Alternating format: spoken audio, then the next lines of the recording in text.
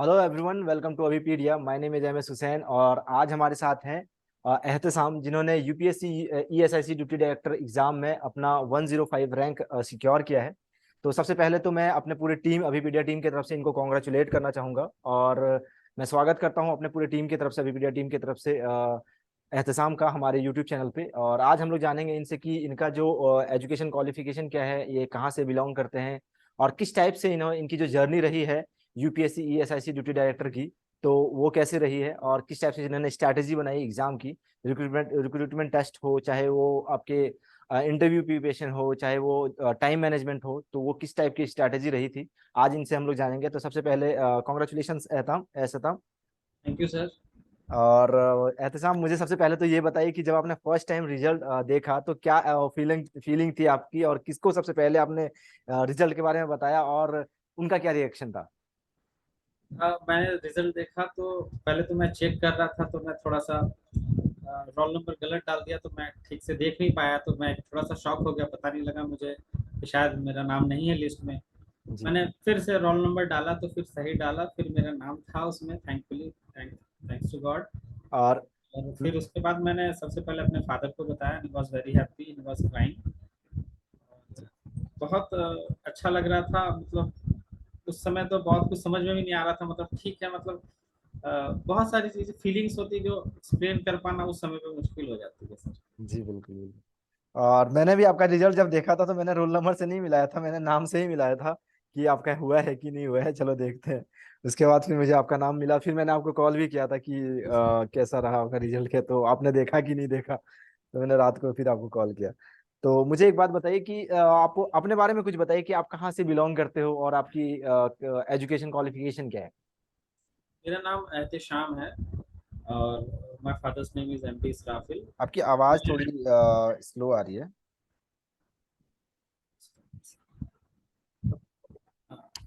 Hello, is it Audible? Slow है आवाज़ आपकी थोड़ी सी। स्लो?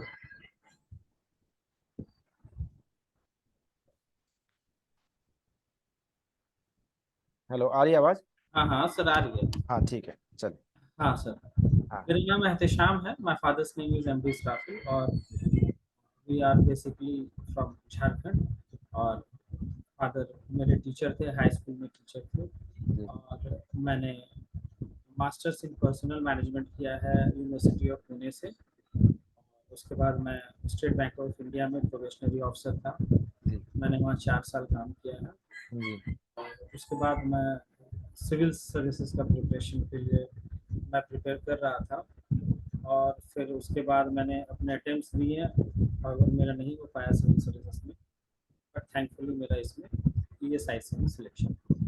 तो जैसे एहतसाम, आपने बताया मुझे थोड़ी देर पहले, मैं जब बात कर रहा था कि आप अभी बता रहे हो मुझे कि एसबीआई पीओ थे, आप प्रोविजनरी ऑफिसर है। तो उसके बाद फिर क्या, जब आप प्रिपरेशन कर रहे थे तो उस टाइम आप क्या जॉब में थे या नहीं थे।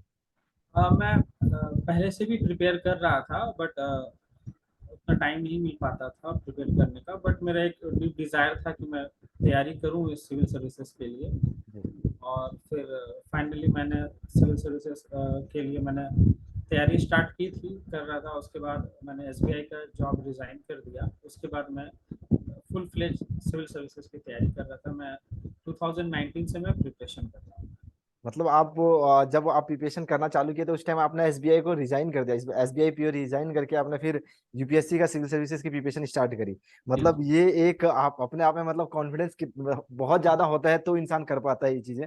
और इसमें मतलब मैं बस ये जानना चाहूंगा कि बहुत सारे जो इंडियन पेरेंट्स होते हैं, तो एक नौकरी, वो भी गवर्नमेंट जॉब, जो एसबीआई पीओ, एसबीआई में खास करके बैंकिंग का अगर हम लोग बात करें तो बहुत अच्छा जॉब होता है वो एसबीआई पीओ का।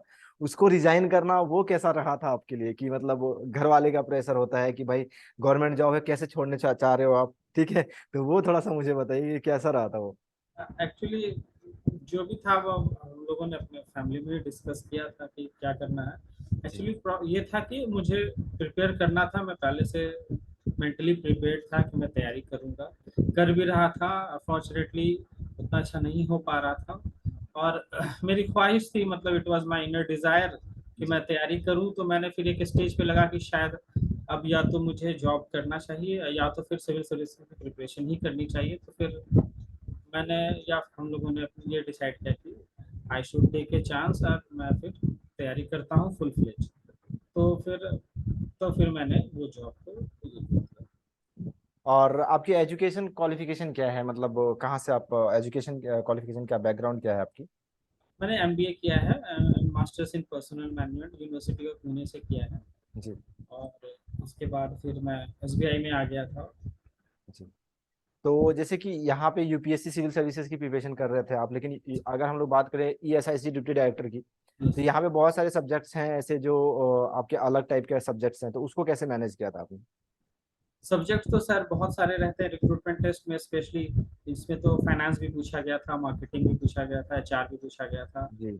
और भी अलग अलग मैथ्स, रीजनिंग, उसके बाद इंग्लिश, आरटीआई, कंप्यूटर। जी। थोड़ा वास्ट हो जाता है सिलेबस। उसके बाद सारा जीएस का भी पोर्शन रहता है, करंट अफेयर्स रहता है। मैनेज करना थोड़ा मुश्किल तो रहता है obviously, but somehow by God grace, मतलब everything turned positive in this exam। जी। और अगर हम लोग बात करें कि टाइम की, तो जैसे कि आप यूपीएससी ईएसआईसी की साथ साथ में कोई और एग्जाम की भी प्रिपरेशन कर रहे थे या फिर सिर्फ इसी एग्जाम की प्रिपरेशन कर रहे थे? सर मैं सिविल सर्विसेज पे ही फोकस था मेरा। हम्म। स्टेट सर्विसेज में देता था, but I was focused for civil services only. और उसके बाद यूपीएससी और भी जो एग्जाम, रिक्रूटमेंट एग्जाम कंडक्ट करती थी, जी। उस पे ही मेरा फोकस ज्यादा था। जी। तो आप अभी बताइए कि मतलब क्या आपने सोचा है कि आप यूपीएससी ईएसआईसी डिप्टी डायरेक्टर तो बन गए, आप क्या फिर अभी भी आप सिविल सर्विसेज की मतलब चांस लोगे? नहीं सर, मेरा एक्चुअली चांस वो लैप्स हो चुका है सर, तो अच्छा, एज लिमिट हो चुकी है। सर चलिए। एक्चुअली अटेम्प्ट रह गया, बट एज ये है। जी।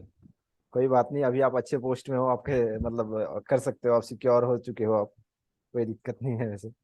और अगर हम लोग बात करें इंटरव्यू की, इंटरव्यू प्रिपरेशन की, तो इंटरव्यू प्रिपरेशन किस टाइप से किया? और मुझे सबसे पहले तो ये बताइए, जो रिक्रूटमेंट टेस्ट था आपका, वो कहाँ से पढ़ा था आपने, मतलब कि कौन सा बुक फॉलो किया था, क्या कोई कोर्स फॉलो किया था, क्या किया था, मतलब किस टाइप से पढ़ा था आपने? रिक्रूटमेंट एग्जाम के लिए ऑब्वियसली मैंने बुक्स को रेफर किया था। जी। बुक्स के साथ साथ मैंने अभी पीडिया का क्लासरूम प्रोग्राम भी ज्वाइन किया था, जी। और वहाँ से भी मैंने पढ़ाई की थी सारे पोर्शंस। जी। और साथ में एनसीईआरटी की बुक्स, जैसे साइंस के लिए बुक्स हम्म। को रेफर किया था। फिर टेस्ट सीरीज मैंने अभी पीडिया के सारे थे उसको भी लगाया था, मैंने क्लासेस भी किए थे। जी। वो वो क्लासेस के साथ ही वो जो टेस्ट सीरीज था वो सारे किए थे आपने? हाँ हाँ, वो क्लास था, क्लास के साथ टेस्ट सीरीज किया था। फिर मैंने अपना एनसीईआरटी के बुक्स को भी रेफर किया था, जी। और रेफर करके कंसाइज वे में प्रिपरेशन किया था सर। जी। और इंटरव्यू की बात करें हम लोग, तो इंटरव्यू की प्रिपरेशन कैसे की थी आपने?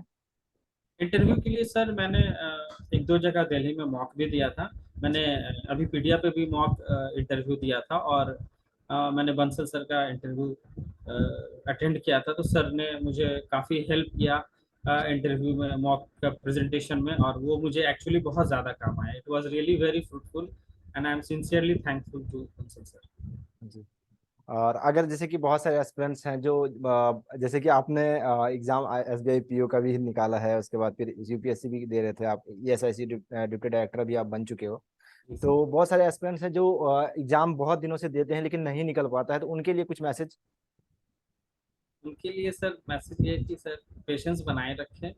हार्डवर्क और पेशेंस दोनों साथ में काम करते हैं, सिर्फ हार्डवर्क से नहीं, पेशेंस भी रखना होगा। और सिर्फ पेशेंस रखेंगे, हार्डवर्क नहीं करेंगे तो भी काम नहीं चलेगा। Both are very very crucial, और बोथ वर्क्स टुगेदर, और and it will definitely work. जी। और जैसे कि आप जब इंटरव्यू गए थे यूपीएससी में, इंटरव्यू आपका कंडक्ट हुआ था, तो कोई ऐसा इंसिडेंट जो आप हम लोगों से शेयर करना चाहो? सर यूपीएससी के इंटरव्यू में कॉल आ जाना इटसेल्फ एक बहुत बिल्कुल। बड़ी बात होती है। बिल्कुल। बिल्कुल। और यूपीएससी भवन पे पहुंचना मतलब कि वो एक अलग ही फीलिंग होती है।